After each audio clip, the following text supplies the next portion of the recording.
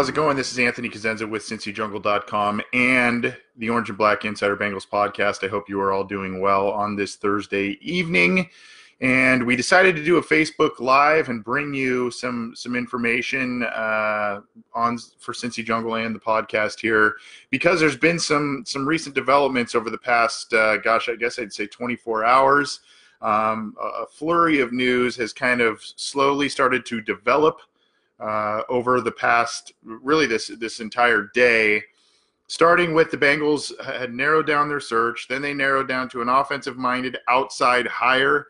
And now on Thursday evening, reports have coming out from Chris Mortensen and Adam Schefter of ESPN that the Bengals are narrowing their search and are probably going to be choosing Rams quarterback coach Zac Taylor as their next head coach. It's quite the jump for Taylor, who is, an assistant. He's a younger guy. I think he's 35 years old. And, he's going to be one of the younger guys, as the Bengals are now one of the teams looking to hire that next guy, that next, young, offensive-minded, creative, quarterback guru type of guy that is kind of the hot commodity in the league. Sean McVay is obviously the kind of shining beacon of that. And then you have Taylor, who is of the McVay tree. The Bengals also interviewed Shane Waldron, who is another assistant with the Rams. And, you saw the Cardinals earlier this week hire Cliff Kingsbury as their new head coach, who was fired from Texas Tech and then was hired as the USC offensive coordinator. And now they're trying to find that young guy, the quarterback whisperer guy. And I have to throw out the disclaimer that this is not official, because the Bengals have not made an official statement. They cannot make an official statement if they are to be hiring someone from that is still active in the playoffs. Common knowledge tells us they've probably got it narrowed down to Taylor and Eric Bieniemy. If they wanted a guy like Todd Monken, they probably would have announced that hire. If it was an internal hire, they would have announced that, or a guy like, Vance Joseph, that sort of thing. They probably would have announced that by now to get the leg up, have the coach select his own staff, all of that good stuff.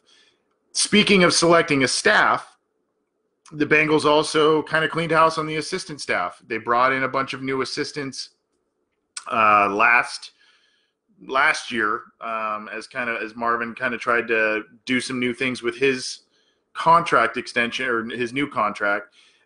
Some of those guys have now, not really as we know it yet. Reportedly, it's a lot of guys that have been here for a little while. Jay Hayes, the tight ends coach, and then you have Jim Haslett, the linebackers coach. He is reportedly out at that position.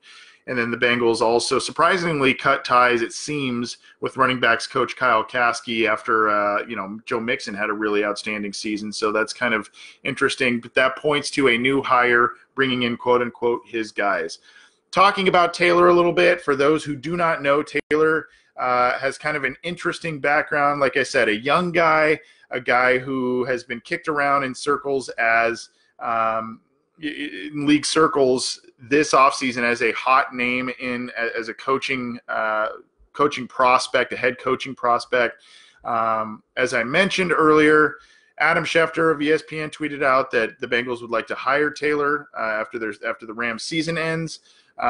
You had Elise Jesse from WLWT talking about the fact that she also received notification from some sources that the Bengals are planning to name Zac Taylor as the coach as well. And then Matt Miller of Bleacher Report is another guy who kind of who reported that. So a lot of sources here. His resume, Zac Taylor's resume, he was a grad assistant at Texas A&M for 3 years. He was an assistant quarterbacks coach for the Dolphins. He was the quarterback coach for the Dolphins as well. Then he was an interim offensive coordinator there. Then he moved to the University of Cincinnati, offensive coordinator and quarterbacks coach there. And then he's been both a receivers coach and a quarterbacks coach with the Rams. Never a head coach. This would be his first time as a head coach, which is a little startling, especially with his age. That kind of throws off a couple of warning flags as well, I guess. But it seems as if this is the Bengals guy. So I'm looking at some of the comments. I'm going to try and get to some questions and comments here in this brief video and audio snippet here for those who are joining us on Facebook Live. Greg Brown Jr. says going to bring his brother Press Taylor in as the QB coach. Yeah, Press Taylor is another assistant. I believe he's with the Eagles. That is probably a solid bet. Solid bet for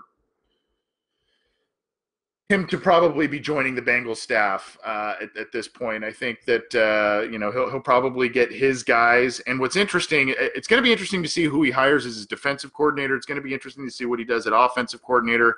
The Bengals, like I said, they have interviewed with Shane Waldron. He could be a guy that they look at as potentially an offensive coordinator. I think that would be kind of a pretty smart move by the Bengals because, those guys could play well off of each other. They're already doing that in Cincinnati. I think that what's interesting here, let me just start with Taylor himself. My initial thoughts are these. First, obviously the youth, his age is a little, it's concerning, but it's also refreshing. He's in his mid-30s, and, you look at some of the coaches. Yes, there's the McVays who have been successful at a very young age. But then there's also, you can go back to David Shula if you want to go way back to look at that. There's also the Dennis Allen, who was hired by the Raiders. So I'm a little concerned about that.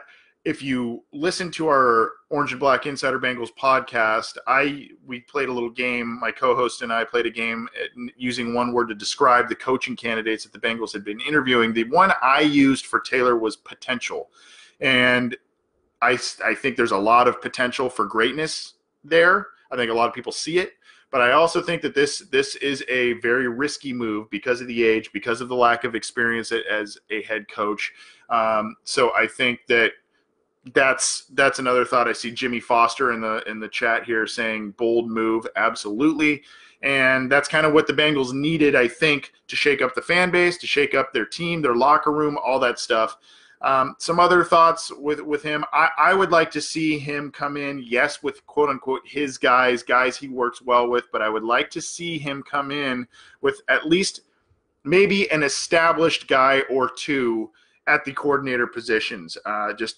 Being a young guy, first-year head coach, there's a lot of responsibilities there. It's a big jump from quarterback's coach and a spot offensive coordinator job with the Dolphins to head coach.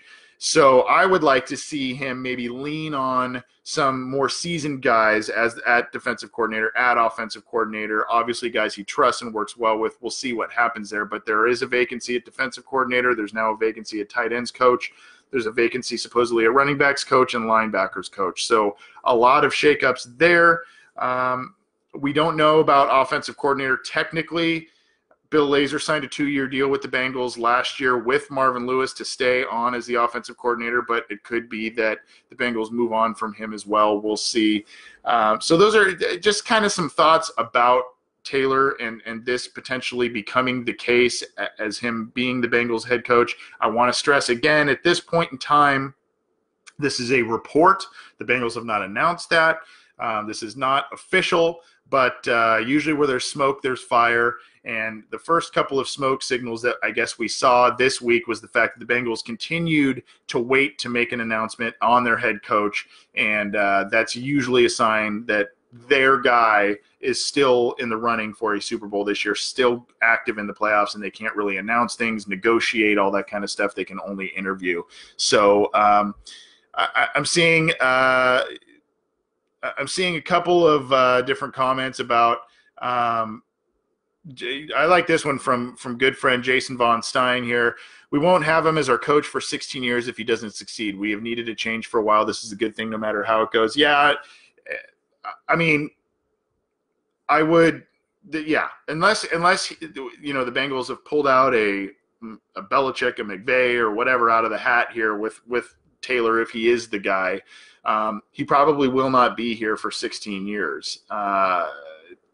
That's just the reality. It's just not common in the NFL like Marvin's tenure. I mean, you looked at when he was let go, he was, I think, the second longest tenured coach with his team when he was let go. So I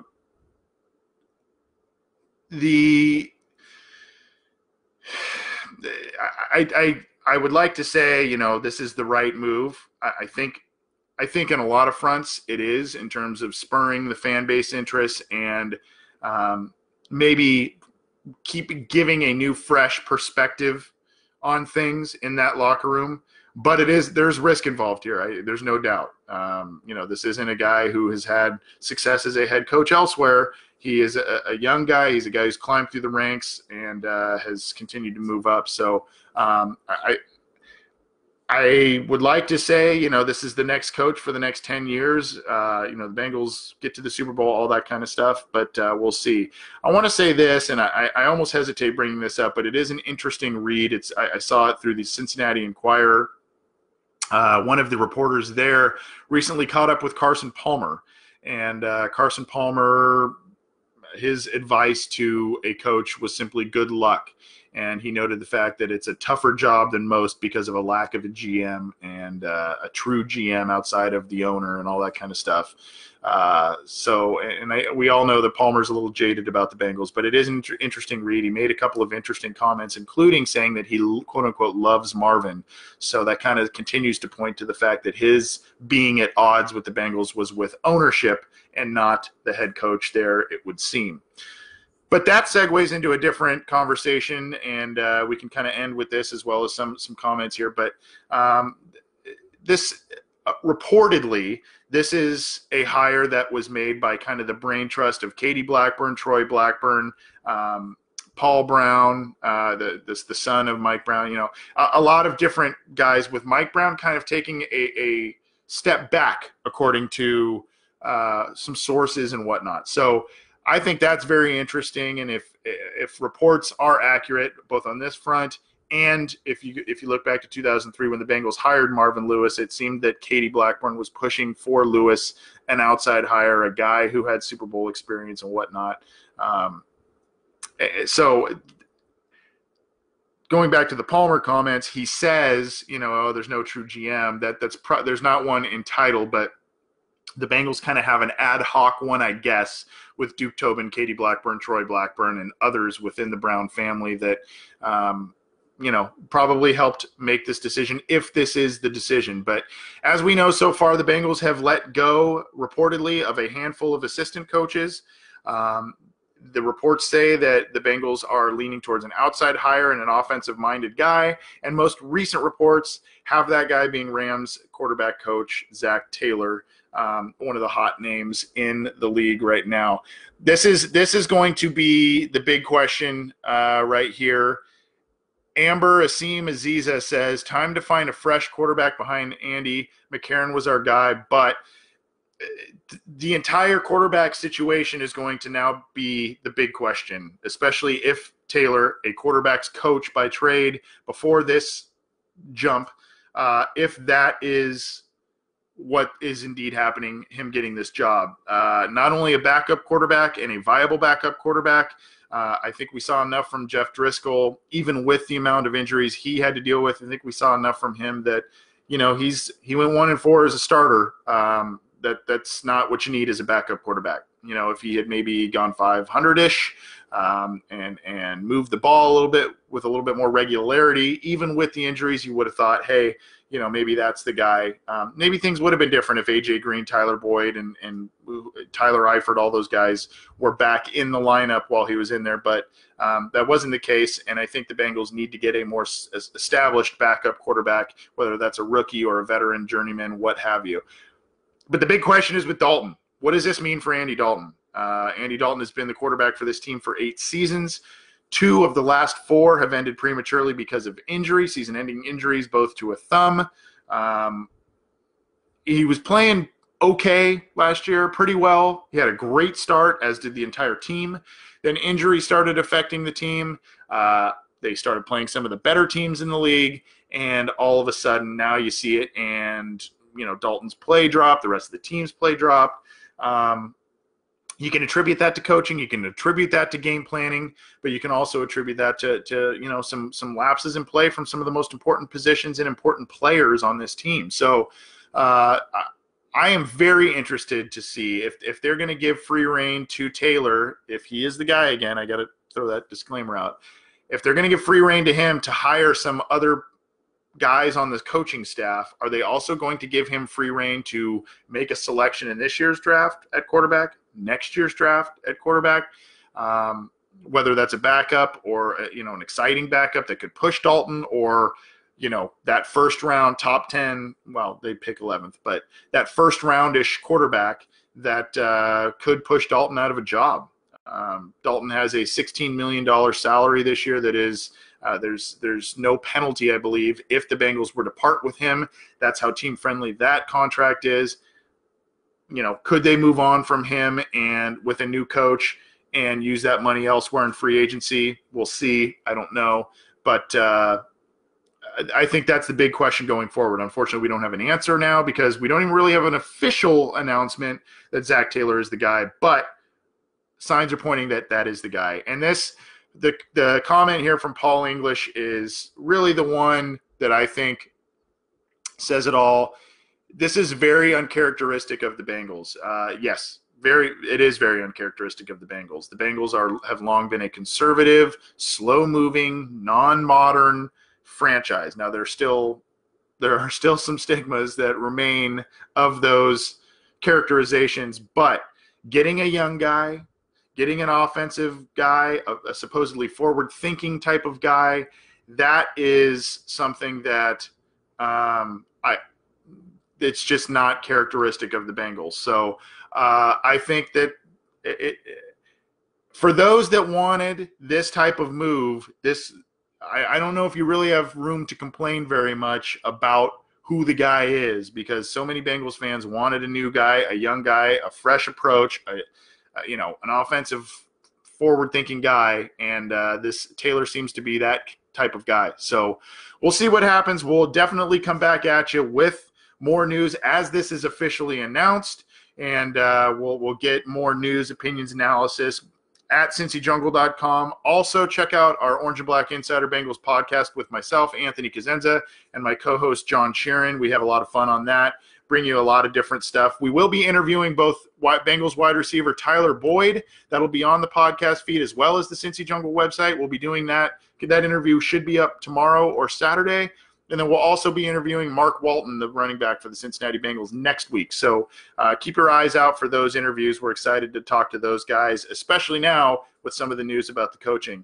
I'm Anthony Cosenza for CincyJungle.com and the Orange and Black Insider Bengals podcast. Thanks so much for tuning in. Keep it to Cincy Jungle, like I said, for all the news, opinions, analysis, and we'll keep getting it to you. Thanks, and have a great weekend.